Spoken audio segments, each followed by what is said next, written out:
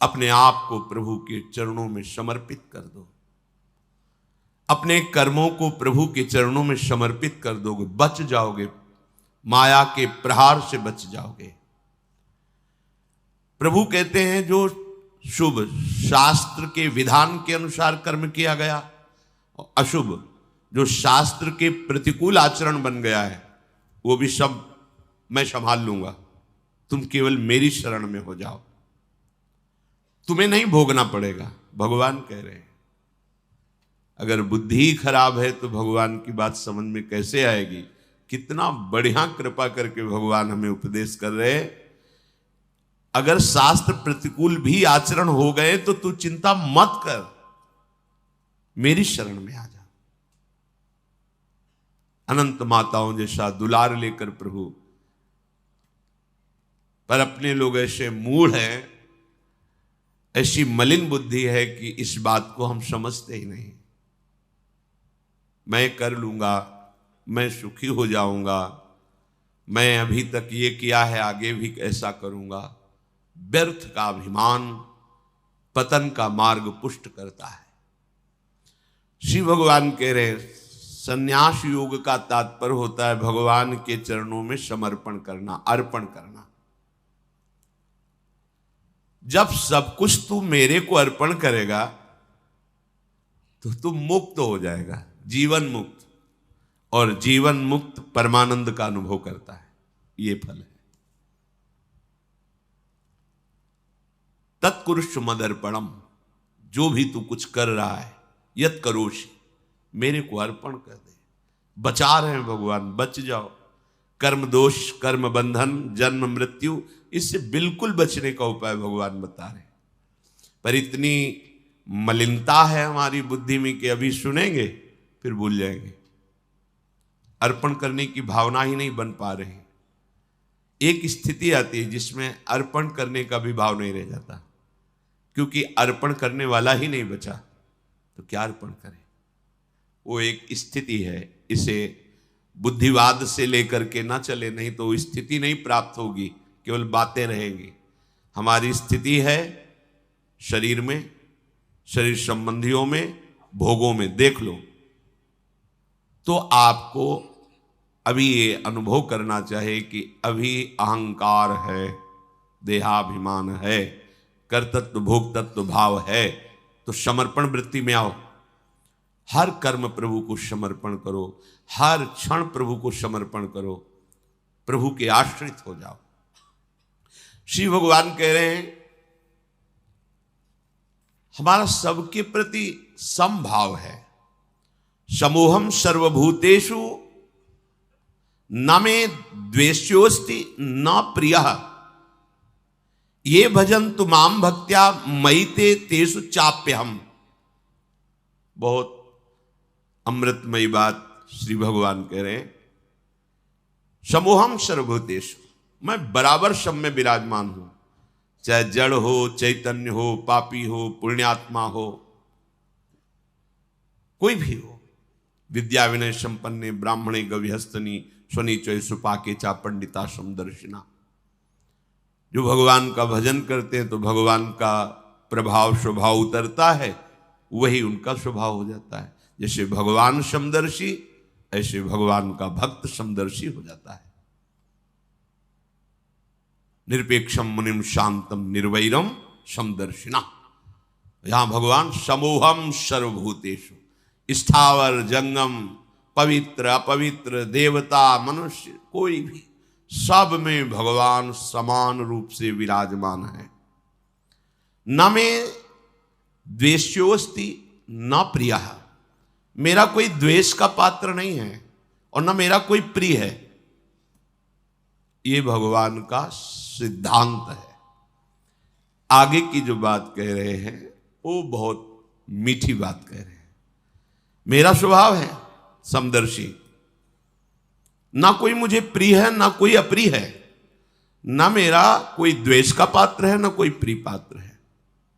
पर ये भजन तो माम भक्त्या, जो मुझे भाव से बजते हैं मैं पक्षपात ले लेता हूं उनका। ये खास बात है। बस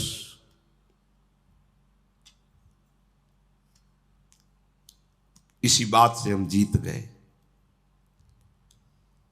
अगर केवल हिसाब हो तो हम कभी भगवत प्राप्ति नहीं कर सकते, कि तुम जो करोगे वही तुम्हें मिलेगा, तो हम कभी भगवत प्राप्ति के लायक ही नहीं हो सकते। भाई ये बात हमें जिता देती है।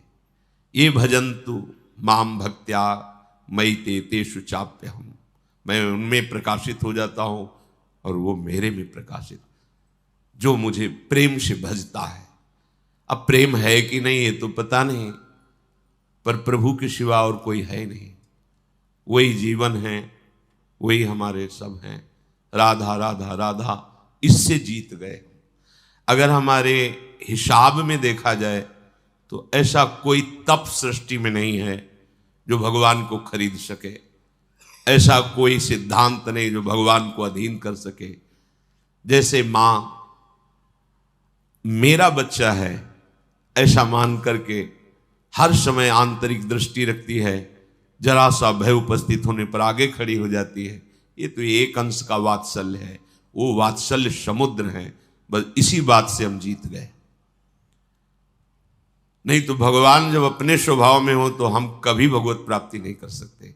भगवान का स्वभाव क्या? समोहम सर्वभूतेषु न मे द्वेष्योस्ति न प्रियः, मेरा कोई प्रिय नहीं है और कोई अप्रिय नहीं है। फिर तो हमारी बात नहीं बन पाती। अगर हमारी बात बनी है तो उनके दुलार से बनी है। उनका दुलार कैसे अनुभव में आया, कैसे आता है? अपनापन करने से। मेरे प्रभु जैसे भी है हम आपके हैं नाथ, अब आपके सिवा हमारा कोई सहारा नहीं। और ये बात जब वाणी से हृदय में उतर जाती है तो फिर जो चमत्कार जीवन में होता है वो किसी और साधन से नहीं होता है। मृत्यु से बचने के लिए बड़े बड़े उपाय किए जाते हैं। जब हार हो जाती है उपायों की, तब ये बात ध्यान आती है कि है कोई ऐसा जो मुझे बचा सकता है। नहीं, जीव का ऐसा स्वभाव बन गया है कि वो पहले भगवान की शरण होता ही नहीं है।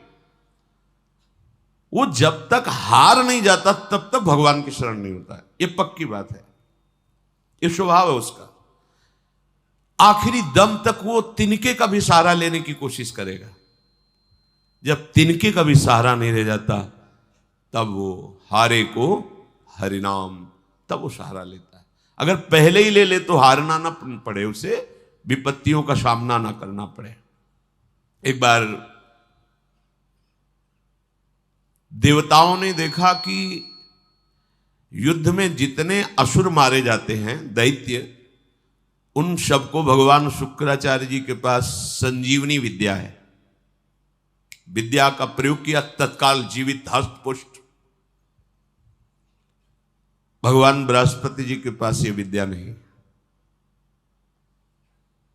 जितने देवता मारे जाते वो अंग भंग वैसी स्थिति में रहते, मृत तो मृत। भगवान बृहस्पति जी के पास ये विद्या थी नहीं, भगवान शुक्राचार्य जी के पास। देवताओं ने बृहस्पति जी को अपना गुरु माना और दैत्यों ने शुक्राचार्य जी को गुरु माना। अपने गुरुदेव की कहीं भी लघुता मन में भी नहीं आनी चाहिए। इसलिए देवताओं ने कभी बृहस्पति जी से ये प्रार्थना भी नहीं की कि आप संजीवनी विद्या सीख लीजिए, हम लोगों को जिलाने, कभी प्रार्थना नहीं की। गुरु महिमा है। पर उनके बड़े पुत्र का नाम कच्छ था। उनसे बात की कि आप हमारे गुरु पुत्र हैं और हमारे ऊपर सबसे बड़ी संकट की बात है कि कोई साधन नहीं है जिससे हम अमर हो सके।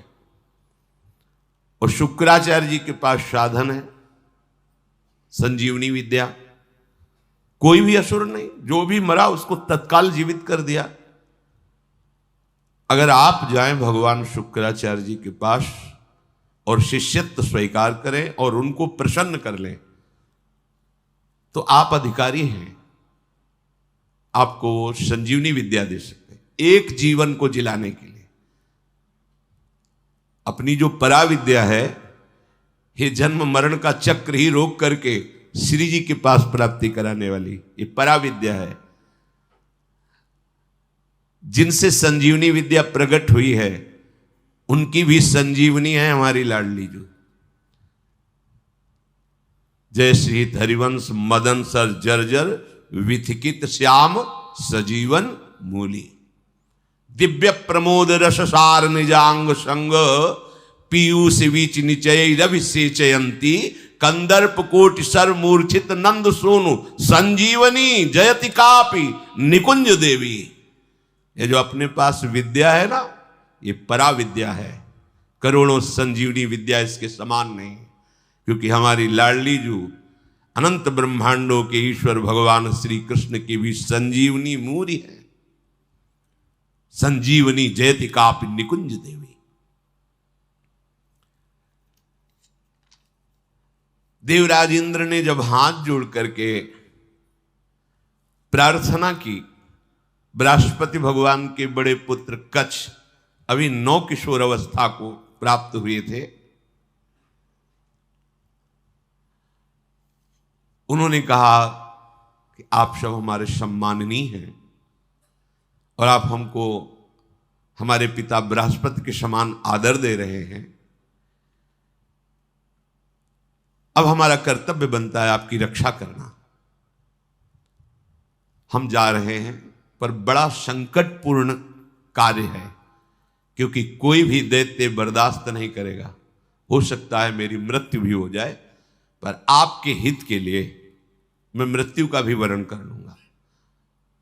जो संत स्वभाव के होते हैं उनका प्रभाव यही होता है कि वो अपनी हानि करके दूसरे का परम लाभ करना निश्चित करते हैं, और जो अशंत स्वभाव के होते हैं वो दूसरे की हानि करके अपना लाभ सोचते हैं।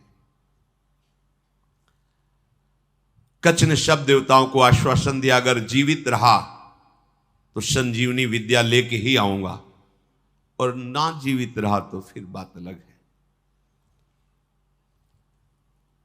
इसमें परहित की भावना बहुत जोर की। परहित की भावना जहां होती वहां भगवान रक्षा करते हैं। स्वसुख वांछा जहां होती वहां आसुरी भाव होता है, राक्षसी भाव होता है, फिर वहां दुर्गति होती है। श्री महान महिमा में भगवान के पिता होने का सौभाग्य जिन्हें प्राप्त हुआ दशरथ जी महाराज, उनको वो परम लाभ जो गीधराज जटायु को मिला नहीं मिला। पंख कटे हुए रावण के अस्त्र से तड़प रहे, प्राण कंठ में है, बस चितवत राम चरण की रेखा। आगे पड़ा जटायु देखा, चितवत राम चरण की रेखा। भगवान ने गोद में लेकर पिता की तरह उनका तर्पण आदि किया। वो जानता था कि मैं रावण से जीत नहीं सकता, पर जानकी का विलाप सुन करके पूरे बल से आक्रमण किया दशानन के ऊपर, और इस गति को प्राप्त तो भगवान के सामने ही गीध देह का त्याग करके हरि रूप होकर भगवान के नित्य साकेत धाम को गया।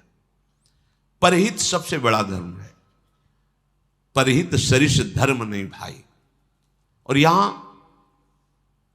स्वसुख वांछा से ही हमारी सारी चेष्टाएं होती, इसीलिए आनंद की तो बात जाने दो, शोक भय संताप ये छोड़ ही नहीं रहा है। कच्छ जी दैत्यों की सभा में विराजमान भगवान शुक्राचार्य जी के पास गए, उन्हें प्रणाम किया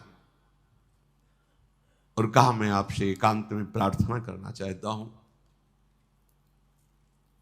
भगवान शुक्राचार्य जी ने एक तेजस्वी बालक एकांत समय दिया, प्रणाम करके कहा मैं अंगिरा ऋषि का पौत्र, भगवान बृहस्पति का पुत्र, मेरा नाम कच्छ है और मैं आपका शिष्य होना चाहता हूं। ब्रह्मन, मैं आपको गुरु रूप में वरण करता हूं। मैं 1000 वर्ष तक ब्रह्मचर्य रह करके आपकी सेवा करना चाहता हूं, और आप इसके लिए मुझे मना मत करना, इसकी अनुमति दे देना। शुक्राचार्य जी ने कहा कच्छ सुस्वागतम तेस्तु प्रतिगृहणामि ते वचः। अर्चयिष्येह मर्च्यम त्वामर्चितोस्तु बृहस्पति। मुझे बहुत प्रसन्नता हुई। कच्छ, तुम्हारे संकल्प का हम स्वागत करते हैं। शिष्य कौन है, किनका है, किस पक्ष का, ये नहीं देखा जाता। यदि वो शिष्यत्व स्वीकार कर रहा है और उसमें वो लक्षण हैं तो बिना किसी संकोच के, बिना कोई विचार के उसको स्वीकार कर लिया जाता है। ये धर्म की मर्यादा है। उसमें फिर नहीं देखा जाता आप कौन, कहां के, कैसे, नहीं। आप में आर्त भाव है, शरणागत होना चाहते हैं, वो स्वीकृत है। मैं तुम्हें स्वीकार करता हूं। तुम्हारा ये जो संकल्प है आदर का पात्र है। तुम्हारा सम्मान करना, भगवान बृहस्पति का सम्मान करना है। तब कच्छ ने कहा कि आपने बड़ी हम पर कृपा कर दी। महाकांतिमान कच्छ बड़े ही सुंदर थे। उनके सामने जल लेकर संकल्प किया, 1000 वर्ष तक मैं अखंड ब्रह्मचर्य रहूंगा। शुक्राचार्य जी ने कहा, मेरे ही भवन में तुम्हें अब रहना होगा और तुम प्रकाशित मत होइए कि मैं बृहस्पति पुत्र हूं, क्योंकि दैत्यों में देवताओं के प्रति द्वेष भाव है, वो अमंगल कर देंगे। और मेरी ये पुत्री देवयानी तुम्हारी ही अवस्था की है, नवकिशोर अवस्था ही, यौवन के पदार्पण की भूमिका को कहते हैं। तारुण्य प्रथमो प्रवेश समय, इसे किशोर अवस्था कहते हैं। तरुण अवस्था की प्रवेश की, अभी जवान नहीं कह सकते, वो प्रवेश स्थिति, ये बड़ी देव स्थिति होती है। तुम हमारी पुत्री का प्रिय करो, उसकी आज्ञा में रहो, अपना ही घर है, ऐसे निर्भय होकर रहो, पर बाहर सावधानी से ही निकलना, क्योंकि दैत्यजन ये जान न पावे कि तुम हमारे पास रहे हो। अभी कोई संजीवनी विद्या की बात भी नहीं की। देवयानी से कहा अब ये यही रहेंगे। 1000 वर्ष तक का इन्होंने नियम पूर्वक ब्रह्मचर्य का संकल्प लिया है। देवयानी जी ने स्वीकार किया उनको। वो सदैव देवयानी के सामने हाथ जोड़कर प्रणाम करना, उनकी आज्ञा में रहना, जैसे गुरु वैसे गुरु पुत्री, ऐसा भाव। 500 वर्ष व्यतीत हो गए ब्रह्मचर्य से रहते हुए और गुरु भवन में सेवा करते हुए, कोई नहीं जान पाया। एक दिन किसी गुप्तचर ने दैत्यराज को बताया कि भगवान शुक्राचार्य के घर में कोई नवकिशोर बालक बहुत ही देदीप्यमान, कांतिवान, काफी समय से रह रहा है। अब 500 वर्ष से कुछ हुआ नहीं था, इसलिए छूट भी हो गई थी। तो जो भविष्यान्नी के लिए गायें थी, उनको चराने के लिए जंगल में चले जाते। गुप्तचरों ने दैत्यों को बताया कि इस समय वो नवयुवक वन में गाय चराने गया हुआ है और एकांत प्रदेश है, और हमने पता लगाया वो युवक कोई और नहीं, बृहस्पति जी का पुत्र कच्छ है। गुप्तचर भी बड़ी विद्या से युक्त होते हैं पूरा, और मुझे लग रहा है कि ये सब एक देवताओं का प्लान है जो संजीवनी विद्या सीखने के लिए भेजा है। अब आपका क्या आदेश है? तो का आदेश क्या, उसे मार के फेंक दो, पर ऐसी सावधानी से मार करके उसे अलग अलग करो जिससे शुक्राचार्य जी जिला ना पावे। एकांत प्रदेश में वो गौवें चरा रहे थे। दैत्यों ने जाकर अस्त्र शस्त्र से उन्हें छोटे छोटे टुकड़े काट डाले कच्छ के और कुत्तों को खवा दिया। देखो, एक संजीवनी विद्या के लिए कष्ट सहना, और ये तो अंतिम है, अब संसार चक्र में ही नहीं आना। इसके लिए अगर एक बार कोई हमारे ऊपर प्रहार करे या शरीर छूट जाए तो मेरा घाटा थोड़ी है। शरीर तो वैसे ही छूटना है। अगर मुझे शरीर छोड़ने पर श्री जी मिल जाती है तो सस्ता बड़ा सौदा है, बहुत सस्ता सौदा है।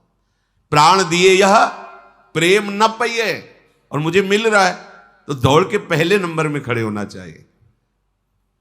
ये तो एक संजीवनी विद्या है,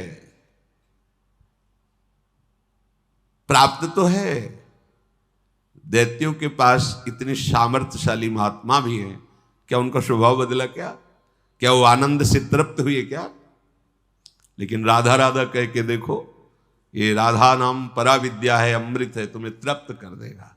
समस्त कामनाएं भस्म करके, कर्म बंधन से मुक्त करके, प्रेम में डुबोकर श्री जी के पास पहुंचा देगा। जहां न आना है न जाना है, जहां पाना तो खूब है, न गैस बनेगी, न मल बनेगा, न मूत्र बनेगा।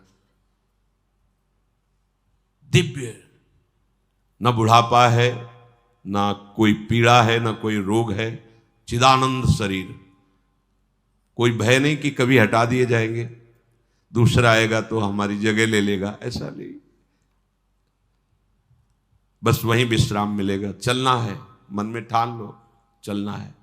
पर यह बात कि जिस मार्ग में हम चल रहे हैं उसमें फूल ही फूल नहीं मिलेंगे, शूल भी मिलेंगे। शूल को देख के डरना नहीं, वो शूल फूल बन जाएंगे। पर आप सोचो कि अब हम तो भजन में चले तो सब जयमाला पहनावे हमें, और हमें प्रणाम करें, नमस्कार करें, तो भूल जाना जब आप अच्छी चढ़ाई पर चढ़ रहे होंगे तो पैर पकड़ के घसीटने वाले हजारों दौड़ पड़ेंगे, पर आपको रुकना नहीं है। बल आपका श्री जी है, इसलिए कोई घसीट नहीं सकता, पर विघ्न बाधाएं आपको घेर लेंगी।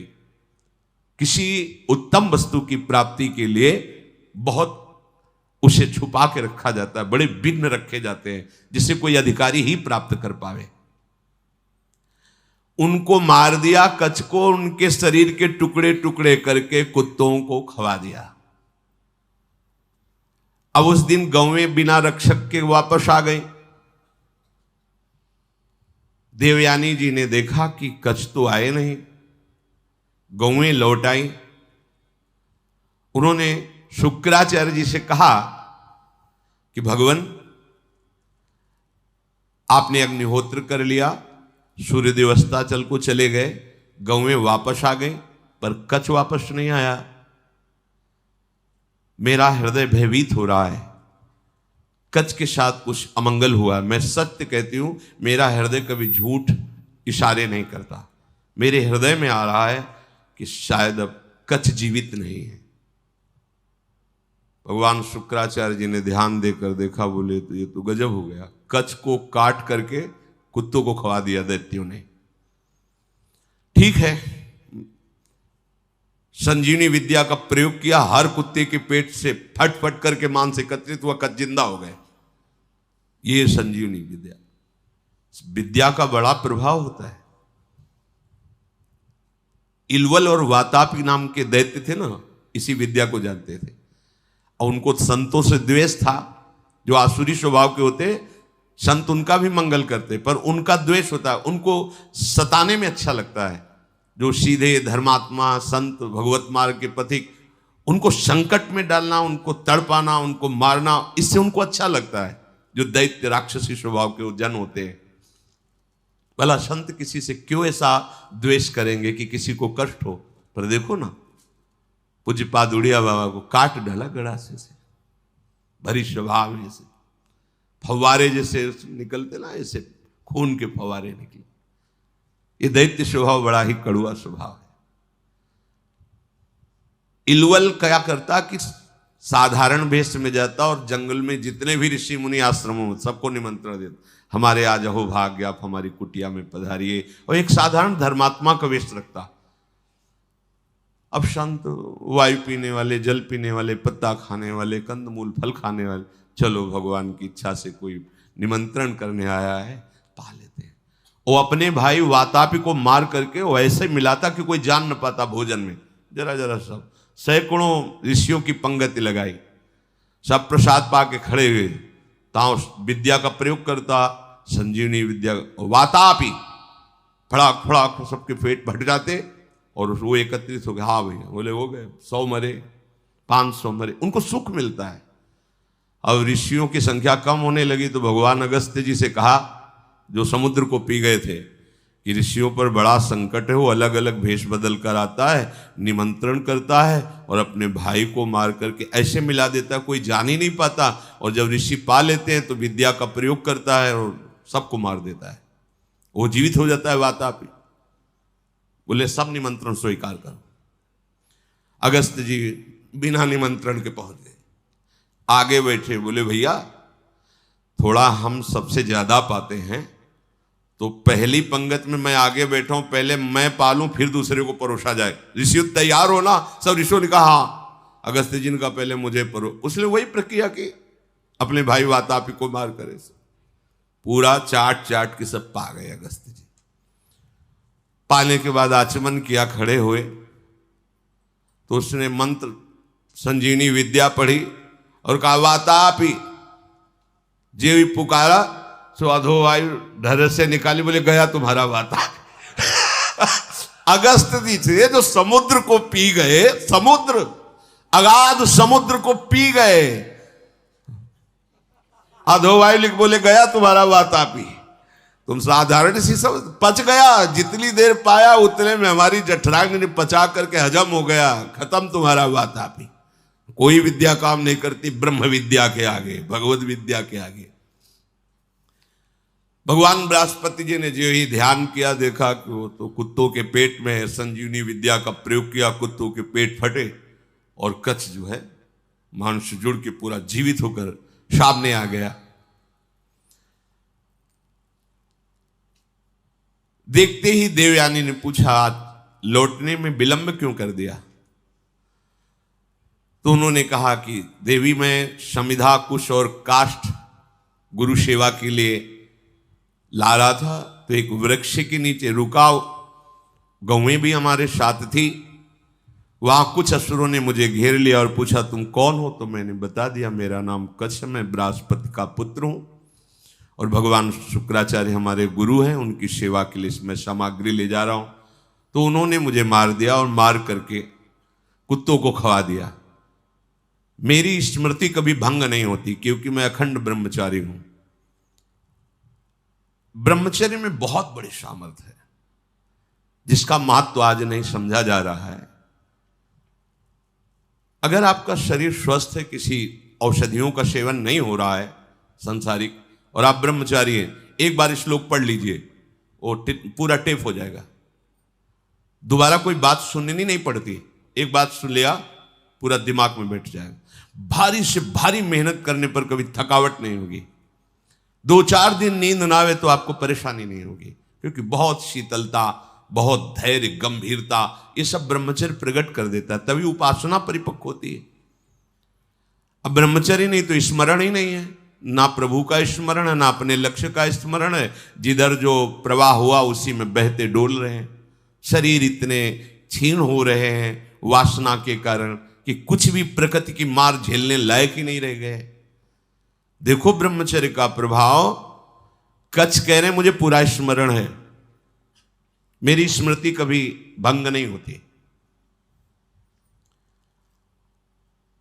जब हमारे गुरुदेव ने संजीवनी विद्या का प्रयोग किया तो फिर मैं जीवित होकर तुम्हारे सामने उपस्थित हूं। कच्छ ने जब अपने मारे जाने की बात कही तो देवयानी बड़ी सावधान हो गई कि कच्छ को अब गाय चराने नहीं भेजना। दैत्यों को तो पता था कि हमने मारकर खवा दिया। अब तो एक दिन सेवा के लिए कुछ पुष्प की आवश्यकता हुई तो देवयानी ने कहा पास के ही जंगल से पुष्प ले आइए। दैत्य दूर से निगरानी रखते थे, उन्होंने देखा कच्छ तो जिंदा है, जाकर के सोचा कच्छ जिंदा है, बोले वापस फूल लेके ना जाने पावे, अब की क्या करें? बोले मारो, मार के जलाओ, जला के राख जो है समुद्र में बहा दो। जब पुष्प ही लौट करके नहीं आए कच्छ पुष्प लेकर के, तो देवयानी ने फिर प्रार्थना की कि शाम होने जा रही, पुष्प तो सुबह लेने भेजा था, अभी तक कच्छ वापस नहीं आए। शुक्राचार्य जी ने कहा, ध्यान धर के देखा, बोले कच्छ को मार के जला के समुद्र के जल में प्रवाहित कर दिया, मतलब जल में मिला दिया। तो उनका भगवान यदि कच्छ पुनः वापस नहीं आएंगे तो मैं भी जीवित नहीं रहूंगी। क्योंकि इतने वर्षों से हमारी आज्ञा में सेवा में रह रहे हैं, तो हमारा एक अपनापन हो गया है। तो उनका देखो, चाहे जितनी बार जिलावें वो प्रयोग यही करेंगे, बार बार उन्हें मारेंगे। कभी ऐसा वो बुद्धिमानी से प्रयोग करेंगे कि संजीवनी विद्या का प्रयोग करने वाला ही नहीं रहेगा, इसलिए तुम भूल जाओ कच्छ को। तो उनका ऐसा नहीं हो सकता। जो आपकी शरण में, आपको उसकी रक्षा करनी ही पड़ेगी। जो संजीवनी विद्या का प्रयोग किया, लहरों से राख निकली, राख शरीर धारण किया, फिर कच्छ के रूप में आके पुष्प लेके सेवा में उपस्थित हो गए। बड़ी विद्या में सामर्थ्य होती है। गुप्तचरों ने बताया कि कच्छ है अभी गुरु भवन में, मार के जला के। अब वहां हुआ कि सुनो, अब की बार ऐसा करो कि कोई उपाय ही न रह जाए संजीवनी विद्या के प्रयोग का। तो किसी कार्य हेतु जे भी गुरु भवन से बाहर निकले, कच्छ उनका अपहरण कर लिया। कच्छ को मार करके जलाया, जला करके छान करके उस राख को सुरा में मिला करके अंगूर आदि के रस में और शुक्राचार्य जी के ही पास पहुंचा दिया। जो सेवा में था, जो ही दिया, भगवान शुक्राचार्य पी गए। शुक्राचार्य जी पी गए। देवयानी ने कहा पूरा दिन हो गया, कच्छ के दर्शन नहीं हो रहे। अब बताया बार बार, वो अगर हम संजीवनी विद्या का प्रयोग भी करेंगे तो मार ही डालेंगे, इसलिए तुम छोड़ो, क्यों चिंता करते हो। उन्होंने कहा भगवान आप ये निश्चित समझ लीजिए कि शरणागत हैं वो हमारे, और मैं उनकी रक्षा किए बिना जीवित नहीं रह सकती। आपसे सच कहती हूं, यदि मैंने कच्छ का दर्शन नहीं किया तो अपना जीवन नष्ट कर दूंगी। प्यार तो होता है परिवार के जनों से।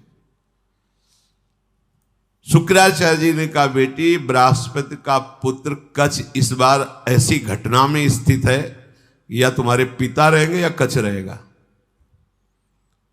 देवयानी तुम शोक छोड़ो, रो मत। तुम्हारी जैसी विवेकशालिनी और शास्त्र स्वाध्याय करने वाली युवती के लिए ऐसा रोना या ऐसी बात कहना मैं जीवन त्याग दूंगी, ये उचित नहीं है। असंभव है अब जिलाना कच्छ को।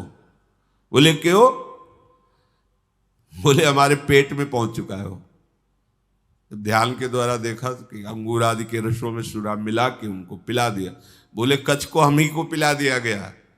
ऐसे ये द्वेषी हैं दैत्यजन कि बाहर से तो पेट फाड़ के निकाल दिए सबके, सब जगह से बुला लिया। अब अगर हम विद्या का प्रयोग करते हैं तो हमारी मृत्यु हो जाएगी, क्योंकि निकलेंगे।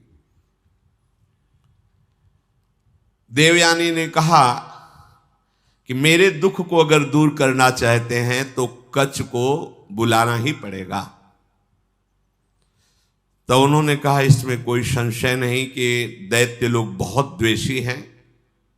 मेरे शिष्य को मार डाला है भयंकर स्वभाव वाले दैत्य। ये जानते नहीं कि मैं कितनी सामर्थ्य से युक्त हूं, फिर भी मेरे शरणागत को कष्ट दे रहे हैं, विरुद्ध आचरण कर रहे हैं। मुझे लगता है कि अब इनके परास्त होने का समय आ गया है। जब कोई गुरु द्रोह करता है तो उसके नाश का निश्चित समय आ जाता है। इस तरह का अपराध चाहे वो देवराजेंद्र क्यों न हो, उसको भी भयभीत करके परास्त कर देता है। जो ब्रह्मचर्य के पालन में रत है, मेरी आज्ञा में रहता है, मुझे बहुत प्रिय है, उसका कोई अहित करे तो मानो मेरा ही अहित कर रहा है।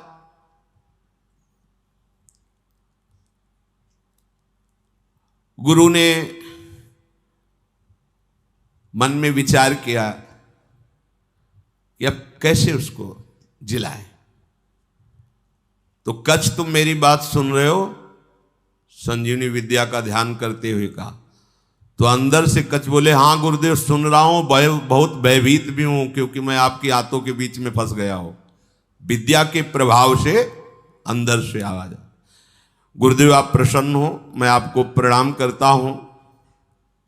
जैसे पुत्र का पिता पर और पिता का पुत्र पर स्नेह होता है, उसी प्रकार हमारा आपके प्रति और आपका हमारे प्रति स्नेह है। शुक्राचार्य जी ने कहा उस समय मैं नहीं जान पाया जिस समय तुम हमारे मुख द्वार से उदर में गए। तो उनका गुरुदेव आपके प्रसाद से और ब्रह्मचर्य से मेरी स्मरण शक्ति मरने पर भी नहीं छूटती। मुझे पूरी याद है। यदि आपने संजीवनी विद्या का प्रभाव किया और मैंने आपके पेट को फाड़ा तो सबसे बड़ा कलंकी मैं कहलाऊंगा कि गुरुदेव की हत्या करने वाला है। गुरुदेव, यद्यपि मैं कष्ट में हूं पर मैं आपके पेट को, आप ऐसा संजीवनी विद्या का प्रयोग मत कीजिए जिससे आपकी मृत्यु हो जाए। मैं हर क्लेश सह सकता हूं लेकिन गुरु के विरुद्ध नहीं चल सकता। आचार्यपाद, असुरों ने मुझे मार करके मेरे शरीर को जलाकर चूर्ण बना करके और अंगूर आदि के रस में मिलाकर आपको पिला दिया है। ब्राह्मी, आसुरी, दैवी तीनों मायाओं के आप ज्ञाता हैं।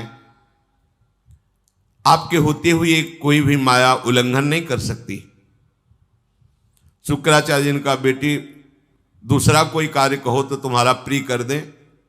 अब कच्छ को बचा पाना बड़ा कठिन है, थोड़ी देर में मेरी आते कच्छ को पचा लेंगे।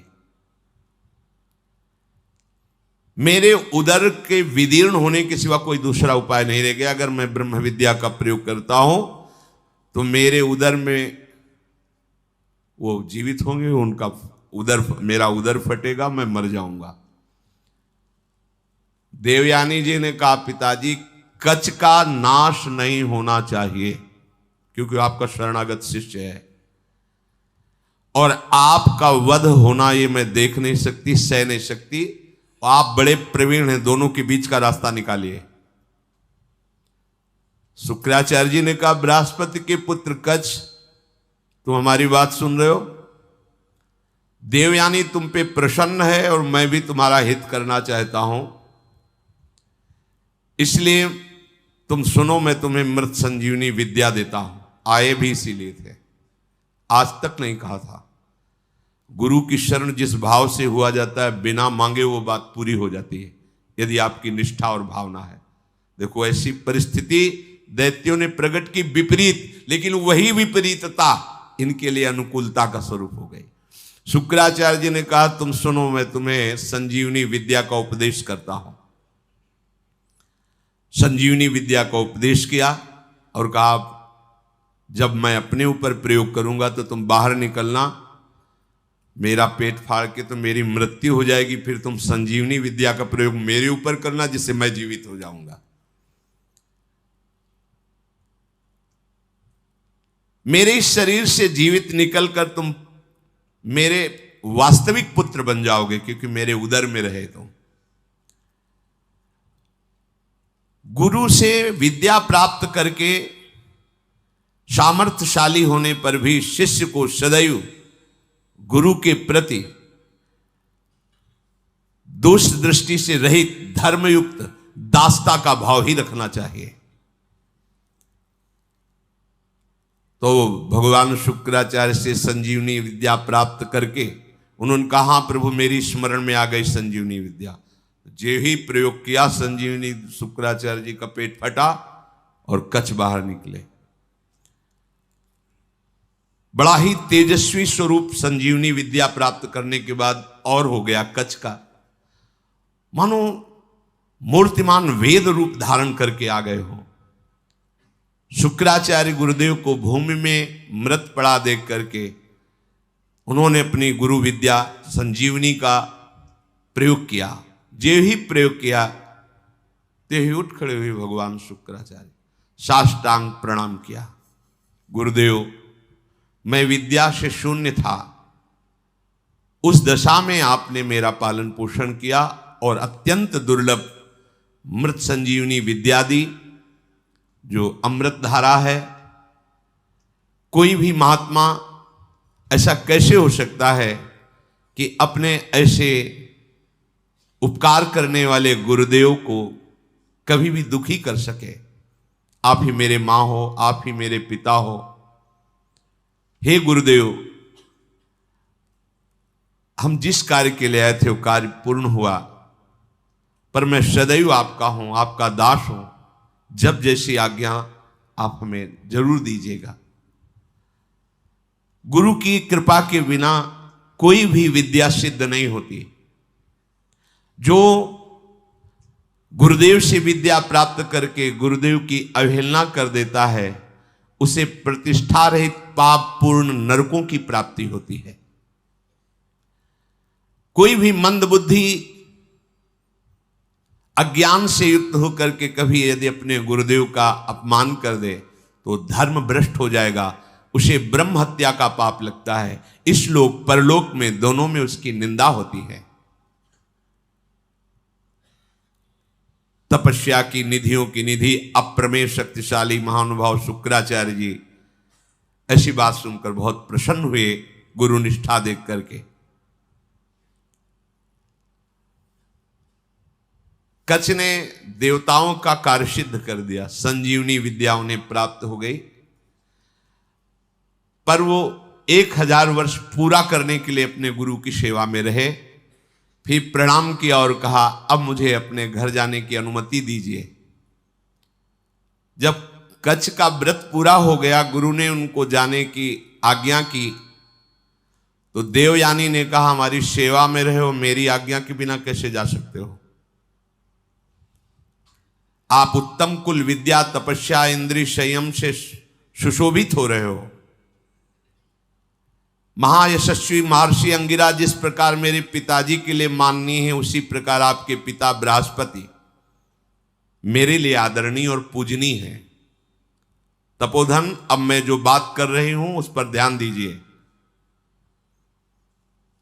आपका ब्रह्मचर्य व्रत 1000 वर्ष का था, समाप्त हुआ, और मैंने आपको अंदर से वर्ण किया है कि तुम हमारे पाणी ग्रहण भाव को स्वीकार करके पति बनो।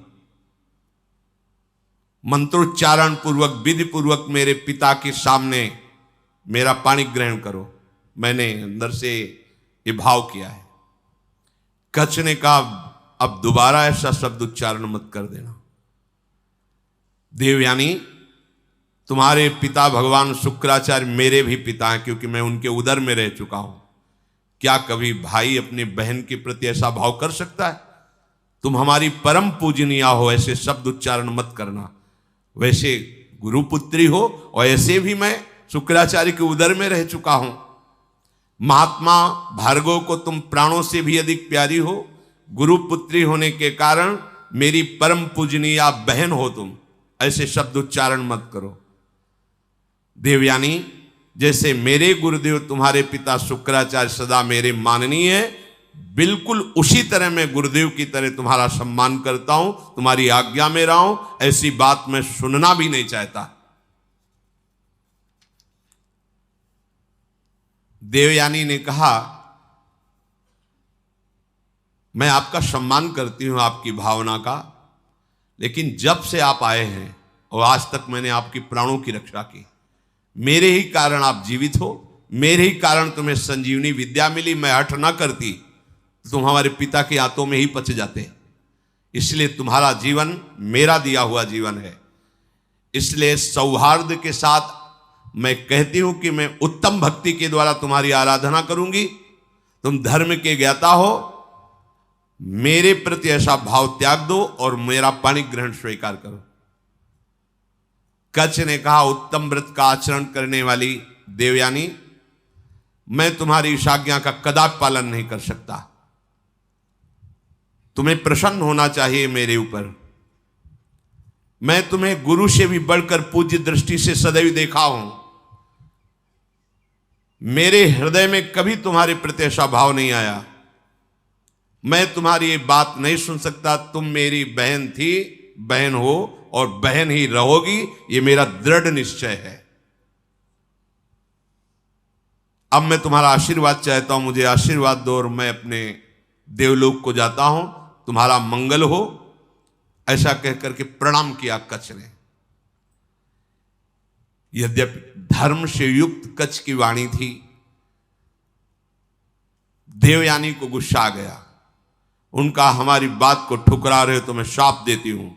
जिस कार्य के लिए तुमने कठोर तपस्या की, यहां आए, संजीवनी विद्या सीखी, तुम्हारी संजीवनी विद्या निष्फल हो जाए। यह है मिलते मिलते भी बात बिगड़ जाती, लेकिन हरि शरणम में बात नहीं बिगड़ती। ध्यान रखना, निमिषहु ना अकृपा जब चितये तब ऐसे। ये सब इतिहास इसीलिए तुम्हें सुना रहे हैं कि हमारे भगवान की शरणागति कितनी मीठी मृदु है। घोर अपराध बन जाने पर भी भगवान कभी त्यागते नहीं। इतना कई बार मरना पड़ा जिस संजीवनी विद्या के लिए, उसी का शाप मिल गया, निष्फल हो जाए। अब तो होश उड़ गए। जिसके लिए इतना श्रम निष्फल। देवयानी, ये तुमने धर्मयुक्त कार्य नहीं किया।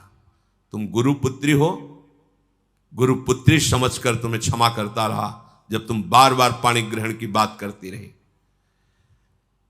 मैंने आज तक कभी तुम्हें दोष दृष्टि से नहीं देखा, और तुम कामना से युक्त होने के कारण हमें शाप दे दिया।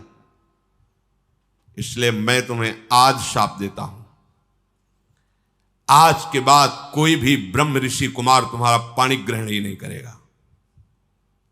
ये सामर्थ्य होती है, जो नियम से चलते हैं, भजन करते हैं, उनमें सामर्थ्य होती है। उनके वचन कभी मिथ्या नहीं होते।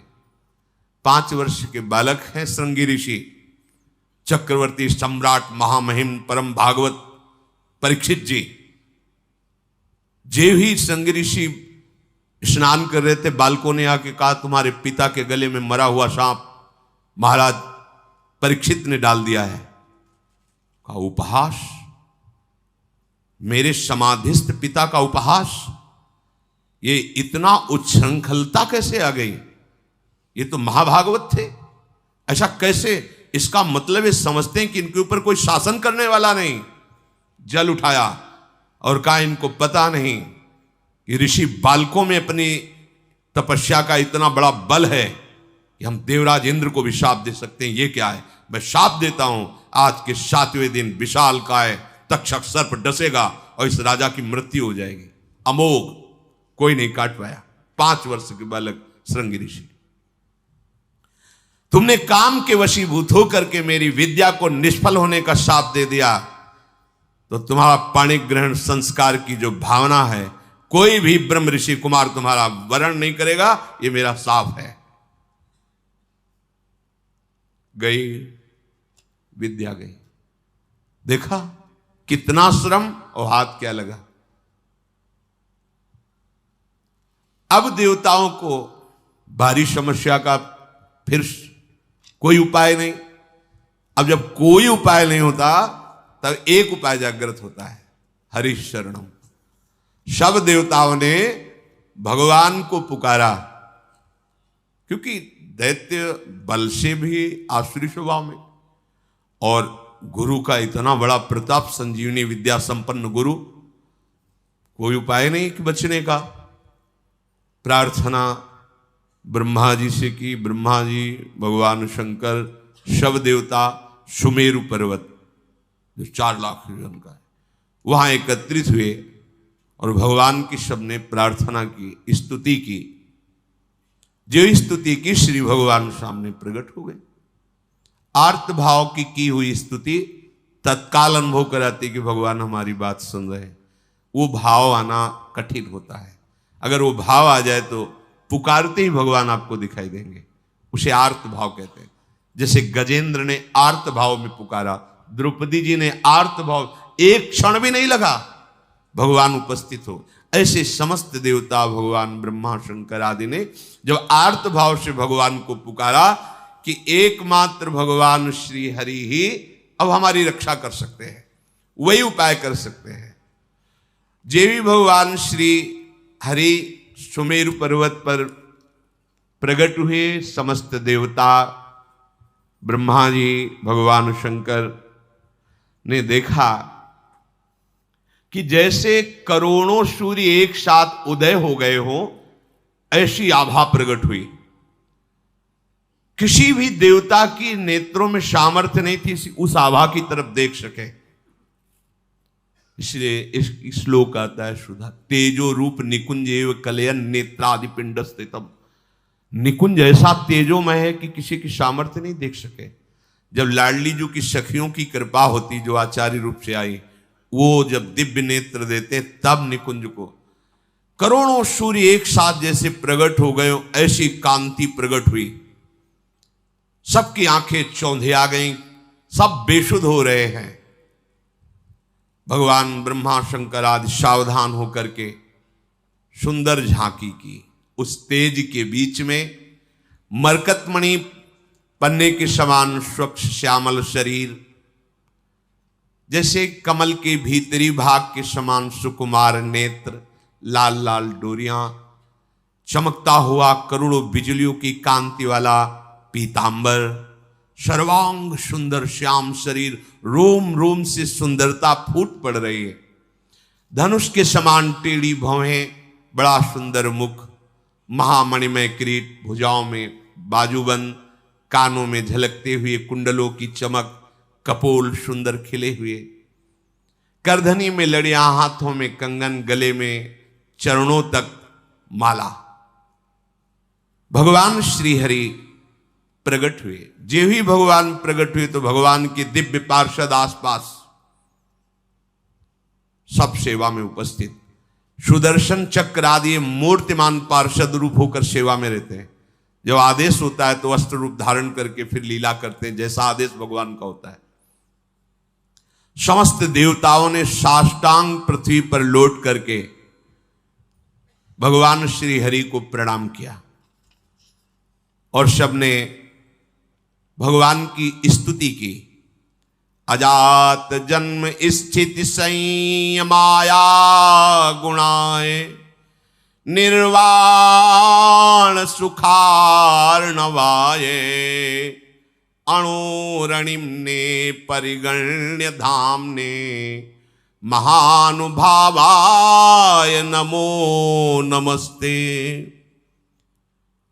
संपूर्ण सृष्टि का प्रादुर्भाव, स्थिति और प्रलय ये आपसे ही होती है, पर आप इससे संबंध नहीं रखते। होती आपसे ही है पर आप इससे संबंध नहीं रखते। जैसे चुंबक के आकर्षण से लोहा जो जड़ है वो चलायमान होता है, पर चुंबक की कोई इच्छा नहीं होती, उसका स्वाभाविक ऐसा आकर्षण है कि उसमें हलचल पैदा हो जाती है। ऐसे ही श्री भगवान की सामर्थ्य से सृष्टि का सृजन पालन लय होता रहता। भगवान निर्लेप है, निर्विकार है, प्राकृत गुणों से रहित एवं मोक्ष स्वरूप परमानंद के महान समुद्र, सूक्ष्म से भी सूक्ष्म और महान से भी महान, हे परमेश्वरशाली प्रभु श्री हरि, हम आपको बार बार नमस्कार करते हैं। समस्त देवताओं ने भगवान की स्तुति की और कहा, प्रभु आप ही हमारे रक्षक हैं। जब कोई विशेष संकट पड़ता है तब आप हमारी रक्षा करते हैं। ब्रह्मादि देवताओं ने स्तुति करके मौन होकर हाथ जोड़कर खड़े हो गए। ये स्वभाव है क्या, जब हार जाता है तब याद आती भगवान की। ये सबका स्वभाव, पहले ही भगवान की याद कर लो। पर वो जब किसी ऐसी विपत्ति में फंसता है कि कोई सहयोगी नहीं होता, तब भगवान की याद आती है। सब हाथ जोड़कर खड़े हो गए। समस्त लोकों के एकमात्र स्वामी भगवान श्री हरि ने कहा, ब्रह्मा, शंकर और समस्त देवताओं, सावधान होकर सुनो, ये मेरी सलाह है, इससे तुम सबका मंगल होगा।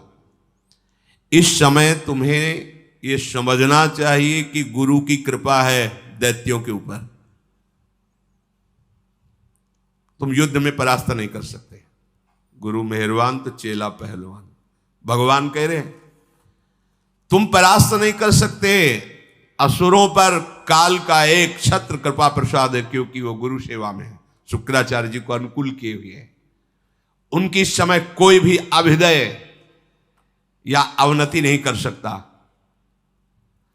हमारा विचार है कि इस समय तुम्हें अस्त्र शस्त्र रहित होकर उनकी सभा में जाना चाहिए, नमस्कार करना चाहिए, उनसे मित्रता करनी चाहिए और फिर एक बड़ा कार्य का अनुष्ठान करो। जब तुम्हारा कार्य सिद्ध हो जाए फिर तुम भले उनसे लड़ाई करना। तुम्हारा कार्य होगा समुद्र मंथन, जिससे अमृत निकलेगा। उस अमृत को तुम पी लोगे तो संजीवनी विद्या की जरूरत ही नहीं, कोई देवता मरेगा ही नहीं। पर अमृत अकेले नहीं निकलेगा, मंथन में प्रयत्न करेंगे वो भी, पर वो अहंकार और द्वेष से युक्त होने के कारण उस अमृत के अधिकारी नहीं है। वो अमृत तुम्ही को मिलेगा। वो अमृत का प्रभाव है, जरा सा भी मुख में चला जाए तो कभी वो मरेगा नहीं। लेकिन ये अमृत पीकर देवता भी परम शांत या परमानंद में निमग्न नहीं है, वो भी अंदर से भयभीत रहते हैं, उनके अंदर भी कामनाएं हैं। इसलिए ये अमृत काम का नहीं है अपने। कौन सा अमृत? अपने लिए काम का। राधा नाम सुधा रसम, सुधा माने होता है अमृत, अमृत रस राधा राधा राधा, जहां पूर्ण निर्भयता, किसी से द्वेष ही नहीं। हरिवंश नाम लीन जे अजात शत्रु ते सदा। व्यवस्था मैं करूंगा, मंदराचल की मथानी होगी, वासुकी नाग की नेति होगी, समुद्र का मंथन करने की पूरी व्यवस्था मैं करूंगा। आलस्य प्रमाद छोड़कर विश्वास करो और जाओ, हाथ जोड़ो, प्रणाम करो दैत्यों को और उनको मिलाओ, अपने मित्र बनाओ, और फिर ये बताओ कि दोनों मिलकर समुद्र मंथन करें और उसमें से अमृत निकलेगा और हम सब पान कर लेंगे। वो राजी हो जाएं। बिल्कुल क्रोध मत करना, और जो कुछ भी निकले मेरे इशारे के बिना तुम स्वीकार करने की चेष्टा मत करना। देवताओं को आदेश देकर भगवान श्रीहरि उन्हीं के बीच में अंतर्धान हो गए। उनके चले जाने पर ब्रह्मा शंकर ने उस दिशा को नमस्कार किया जिधर भगवान अंतर्धान हुए। देवराज इंद्र, वायु देवता, अग्नि देवता, बड़े बड़े लोकपाल, ईश्वर कोटि के जो देवता हैं, ये कोई अस्त्र नहीं, कोई शस्त्र नहीं, सर झुकाए हुए दैत्यों की सभा में प्रवेश। बड़े बड़े सेनापति, दैत्यों के उद्भट, देवताओं को परास्त करने की सामर्थ्य रखने वाले, अपने अपने अस्त्र संभाल लिए। और उनमें हुआ कि जब अस्त्र नहीं लिए और सर झुका के, अरे इसका मतलब ये युद्ध के लिए नहीं है, इसका मतलब ये संधि भावना से आ रहे हैं। उन्होंने अपने अपने अस्त्र नीचे उतारे। देवता लोग गए और हाथ जोड़कर ऐसे किया। ऐसे ही काम बनता है। अगर अमृत पद प्राप्त करना है ना, तो जो गाली दे तो भी हाथ जोड़ना पड़ेगा। ये भगवान की सलाह है। अगर अमृत पद प्राप्त करना है तो देखो, यहां किसी का कोई यश व्यस नहीं रहता। पढ़ के देख लो, एक से एक सब माया सब धूल डालती चली है। किसका यश है? किसका यश है? एक समय आता है कि एक आदमी का यश फैल जाता है। दूसरा समय आता है कोई जानता नहीं कौन था, क्या कैसा, धूल में मिल गया।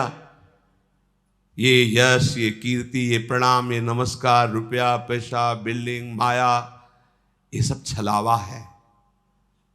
केवल जीने के लिए इन वस्तुओं को अपना आराध्य मानकर समय नष्ट करना बड़ी मूढ़ता होगी। अखंड भगवान का स्मरण चल रहा है, और वो जैसे रखें उनका कार्य है। अपना लक्ष्य केवल प्रभु होना चाहिए। प्रभु के सिवा और कुछ सब व्यर्थ है, सब व्यर्थ है। मरे तो क्या रह गया, क्या रह जाएगा? आप देखो कितने बड़े बड़े यशस्वी जन हुए हैं, बलवान, धर्मात्मा। कौन जानता है, भगवान का नाम नहीं ले रहे तो तुम्हारा नाम क्या लेंगे? और यहां इतनी बुद्धि हमारी देहाभिमान से युक्त है कि अगर परोपकार के लिए छोटा सा पौशाला भी खोलेंगे तो पूरे परिवार का मैं जिला पता तक, नंबर तक उसमें डाल देंगे।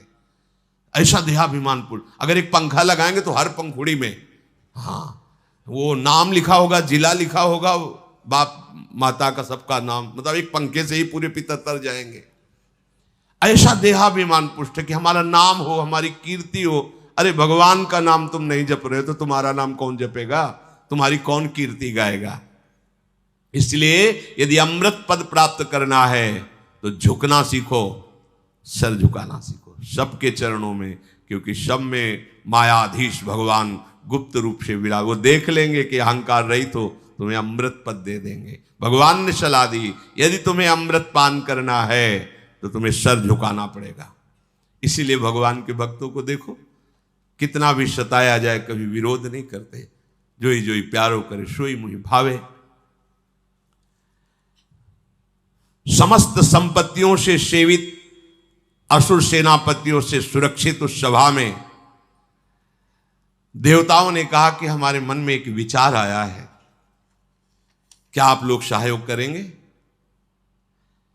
हम दोनों मिलकर के यदि समुद्र मंथन करें और उससे अमृत निकलेगा, पक्का निकलेगा, हमें विश्वास है, क्योंकि भगवान ने बताया था। अगर आपको जचे तो आप स्वीकृति दे दो, तो उपाय किया जाए अमृत मंथन का।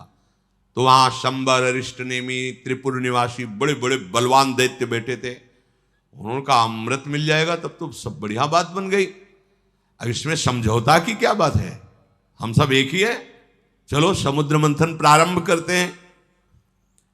सबने मंथन के लिए स्वीकृति दे दी, समुद्र मंथन के लिए। भगवान ने बताया था कि मंदराचल की मथानी होगी, 11,000 योजन ऊपर 11,000 नीचे। एक योजन का मतलब 4 कोस, 11,000 का मतलब 11 का मतलब 44,000 कोस, 44,000 कोस ऊंचे। और नीचे मूल जड़ भी 11,000 उखाड़ के लाना है समुद्र के समीप, और इसकी मथानी बनानी है। मंथन किसका हो रहा है? समुद्र का। अब बड़े बड़े बलवान देवता दैत्य मंदराचल को ललकारते हुए, गरजते हुए उखाड़ तो लिया, पर फिर संभाल नहीं पाए तो सैकड़ों देवता और दैत्य चटनी बन गए, इतना बड़ा पहाड़।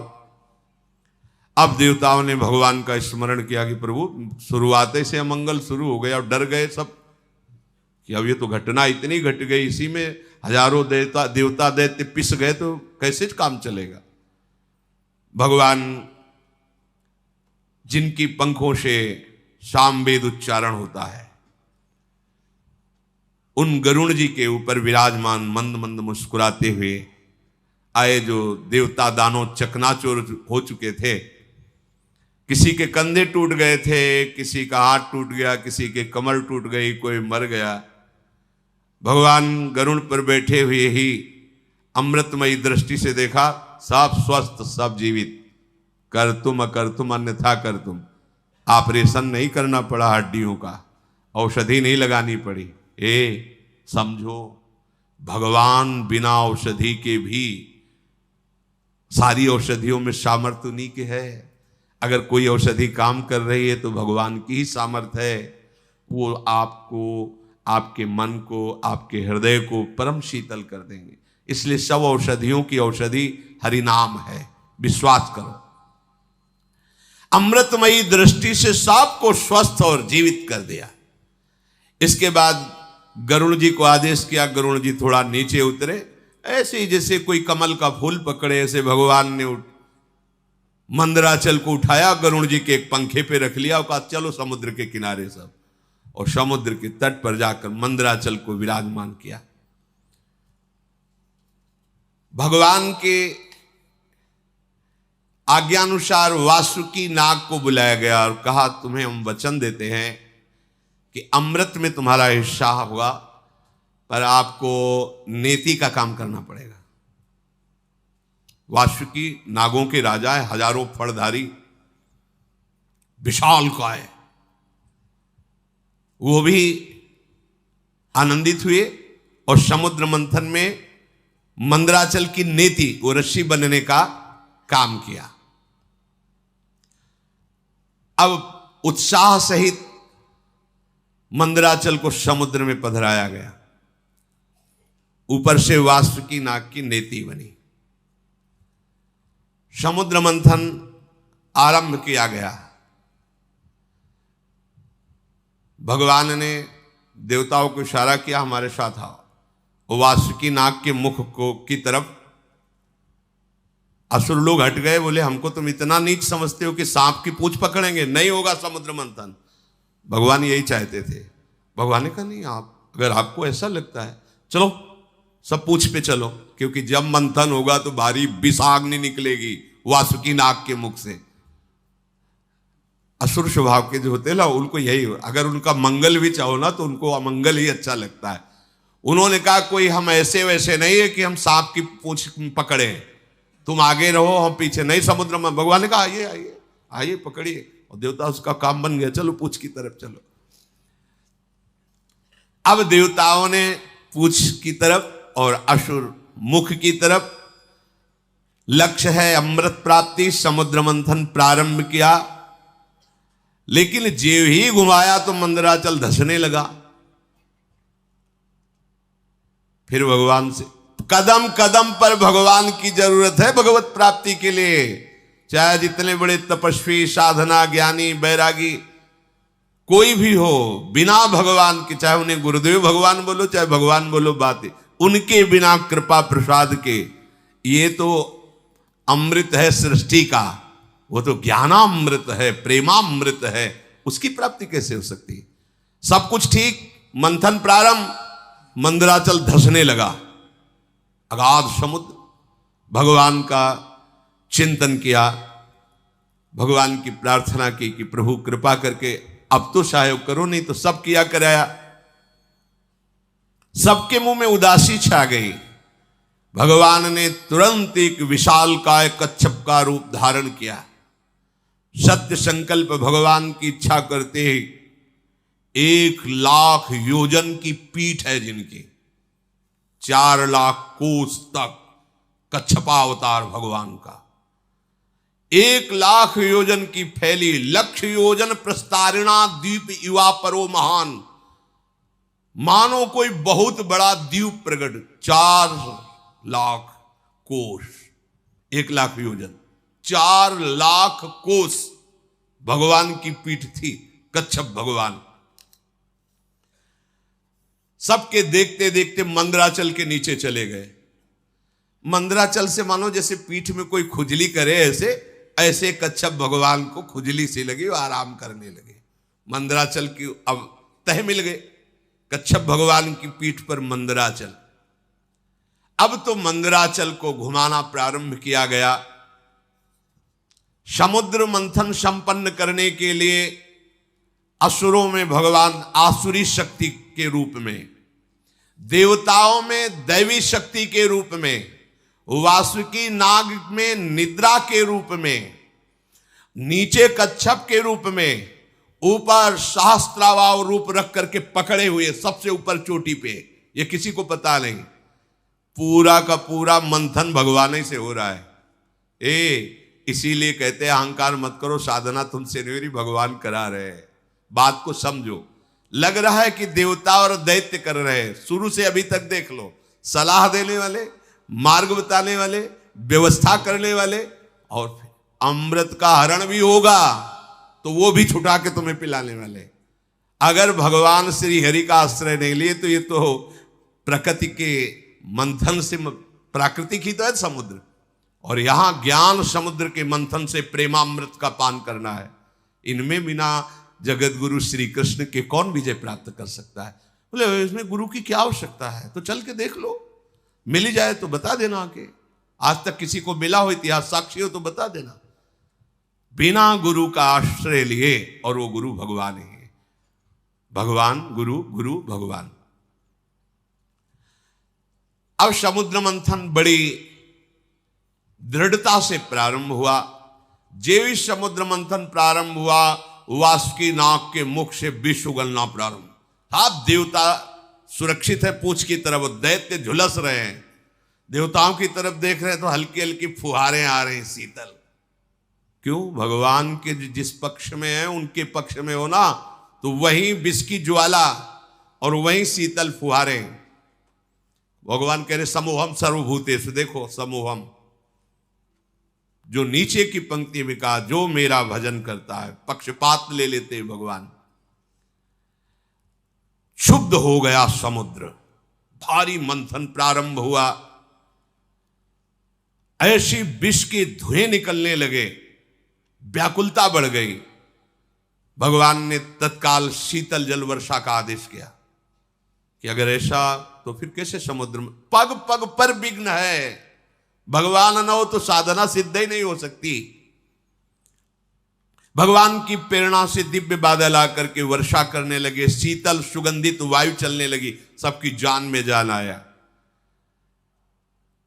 अजित भगवान स्वयं मेघ के समान सांवला शरीर, पीतांबर धारण किए, कानों में मकराकृत कुंडल बिजली की तरह चमक रहे हैं। विश्वविजयी भगवान देवताओं की तरफ खड़े होकर स्वयं मंथन कराने लगे। अब बड़े वेग से मंदराचल घुमाया जाने लगा। समुद्र में खलबली मच गई। समुद्र ने भी हाथ जोड़कर कहा कि महाराज मेरे तो प्राण ही चले जाएंगे। बोले तुम भी धैर्य रखो, सहो, तुमको भी अमृत का छींटा मिल जाएगा। अमृत के लोभ से देखो, और ये अमृत देवता पीकर भी किस सुख को प्राप्त कर रहे हैं, देख लो। ये नामामृत, लीला अमृत के सामने कुछ नहीं। ब्रह्मा जी रोज प्रणाम करते हैं भगवान के भक्त को। ये भगवान की भक्ति के समान जो प्रेमामृत है, कहीं नहीं, कहीं नहीं।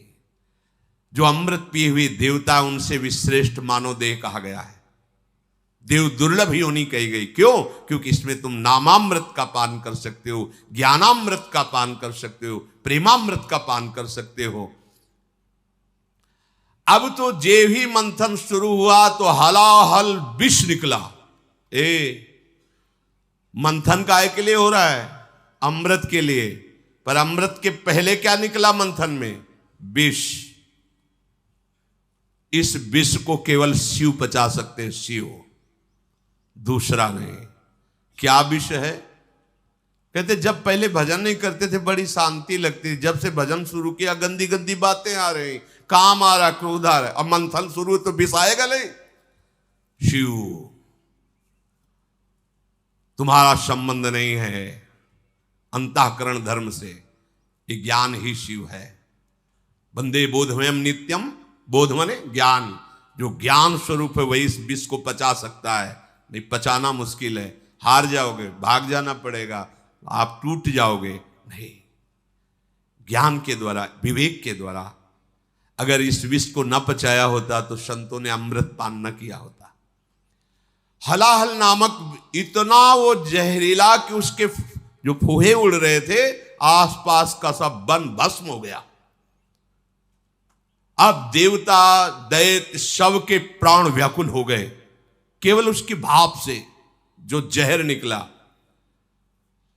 भगवान ने कहा कि चलो सब कैलाशपति का स्मरण करो। देवाधिदेव महादेव भगवान शंकर ही बचा सकते हैं। भगवान सदाशिव को पुकारा, अंबा के साथ भगवान प्रकट हुए। ऋषि मुनि देवता दैत्य सब प्रणाम करके प्रार्थना कर रहे। तीनों लोकों का अभ्युदय और मोक्ष जिन ऋषियों ने संकल्प करके कि सबका मंगल हो, वो सब ऋषि भी आ गए और स्तुति करने लगे भगवान शंकर की।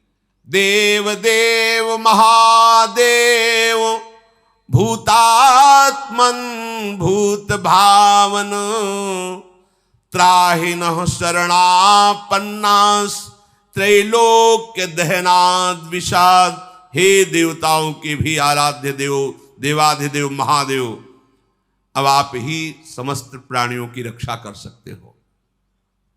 हम सब आपकी शरण में आए हैं। ये त्रिलोकी को भस्म कर देगा विष। अगर इस विष को नहीं पचाओगे तो स्थूल सूक्ष्म कारण तीनों इस विष से व्याप्त हो जाएंगे। जिस काम के लिए ये मंथन शुरू हुआ था साधना का, वो काम पूरा नहीं हो पाएगा। इस विष को पचाना ही होगा, शिव रूप होकर, जीव रूप होकर नहीं। देहाभिमानी जीव, अंतःकरण धर्म का दृष्टा शिव। अंतःकरण पर काम आदि का वेग आ रहा है, ना कि मेरे में। अगर ये ज्ञान नहीं रखोगे, हमारा मन ऐसा, हमारा मन ऐसा, ढो मन की सारी बातें, उसी में फंसे रहो। मन थोड़ी तुम हो, अंतःकरण में स्फुरित हो रहा, तुम उसको देख रहे हो। उसकी गंदी बातें मत स्वीकार करो, मत उसको सपोर्ट करो, जीत जाओगे। इस त्रिलोकी को भस्म करने वाले उग्र विष से आप हमारी रक्षा कीजिए। भगवान शंकर से जब स्तुति की समस्त लोकपालों ने, प्रजा का संकट देखकर अकारण करुणा करने वाले भगवान शंकर ने अपनी प्रिया अम्बा सती जी से कहा, देवी देखो तो बड़ा संकट उपस्थित हुआ इनके ऊपर। यद्यपि लालसा थी अमृत की और निकला पहले विष। और सिद्धांत भी है, यत तज्ञे विषम्युत परिणामे अमृतोपमम। ये विष जैसा लगता है, 2 बजे उठना और फिर दिनचर्या करना, ब्रह्मचर्य से रहना, भजन की भावना में डूबना, किसी से कोई भी व्यवहार नहीं, मनोरंजन नहीं, ये सब विष जैसा लगता है, इसका परिणाम अमृत होगा। अब मेरा कर्तव्य बनता है कि मैं इन्हें निर्भय कर दूं। सबकी रक्षा करना सामर्थ्यशालियों की सामर्थ्य का प्रयोग है। सज्जन पुरुष अपने क्षणभंगुर प्राणों की भी बलि देकर दूसरे की रक्षा करते हैं। देखो, कोई भी कार्य करने के पहले अपने अर्धांग से अनुमति लेना ही चाहिए। यहां प्रमाण दे रहे हैं जगत गुरु भगवान शिव, सती जी से कह रहे हैं कि अब हमारे इनकी रक्षा करने आप आदेश कीजिए, आप सहमति दीजिए। उनके ऊपर कृपा करना ही है, और इस कृपा से मुझे पता है कि मुझे श्री हरि का प्रेम प्राप्त होगा, क्योंकि श्री हरि के ही द्वारा प्रेरित ये कार्य हो रहा है। चराचर जगत में जब श्री हरि प्रसन्न हो जाते हैं तो फिर उसको और कुछ प्रसन्न करना बाकी नहीं रहता किसी के लिए। मैं इस विष का भक्षण करूंगा। विश्व के दाता, जीवन दाता भगवान शंकर जब सती जी से ऐसा कहा तो सती देवी ने उस प्रस्ताव को पास किया। हाँ ठीक है भगवान, आप जगत अम्बा है ना, जगत मंगल के लिए, और अपने प्रभु का वो सामर्थ्य भी जानती है। भगवान ने उस विष को आकर्षण किया खप्पर में, पूरा विष, और भगवान शिव उस हथेली के पात्र में रखकर विष को पान कर गए। बड़ा प्रभावशाली था, इसलिए हृदय में नहीं जाने दिया, बाहर नहीं रहने दिया, यही गले में रोक लिया। हलाहल विष उसने प्रभाव दिखाया, पूरा कंठ श्याम वर्ण का हो गया। इसलिए भगवान शिव का एक नाम नीलकंठ भी है। जिस समय भगवान शिव वो विष पी रहे थे तो उससे एक छोटा सा एक विष की बूंद गिरी, उसी से जितनी जहरीली औषधियां, जहर और सर्प बिच्छू आदि जो जहरीले जंतु, उसी जहर से हुआ। अगर पूरा जहर होता तो क्या होता, सब भस्म हो जाता त्रिभुवन। भगवान शिव ने उसे गले में रोक लिया। फिर मंथन प्रारंभ हुआ, आगे की चर्चा है। ये समुद्र मंथन है, बिना हृदय मंथन किए भगवत प्राप्ति के अमृत पद को कोई प्राप्त नहीं करता। एक संजीवनी विद्या के लिए उन्होंने जीवन को दांव में लगा दिया। एक अमृत प्राप्ति के लिए जो लोकवत है, देखो कैसा, आप भगवदामृत पान करने के लिए कितने मजबूत होने चाहिए। इससे किसी ने कुछ कह दिया, आप रो रहे हो, कोई थोड़ा विघ्न आ गया, भजन छूट गया, उदास बैठे हो, भगवान तुम्हारी क्या यही भगवत्ता है, एक सुख सुविधा दी थी वो छीन लिया, अब कोई हमारा नहीं रहा वो छीन, ये सब बहुत नीचे स्तर के। तुम बहादुर हो, ऐसे सूरवीर हो कि त्रिभुवन में तुम्हारे कोई कदम को लड़खड़ा न सके, रोक न सके भगवत प्राप्ति, क्योंकि सहयोगी हमारे प्रभु हैं। देखो ना, समुद्र मंथन में अगर प्रभु ना हो तो प्रारंभ ही नहीं होता।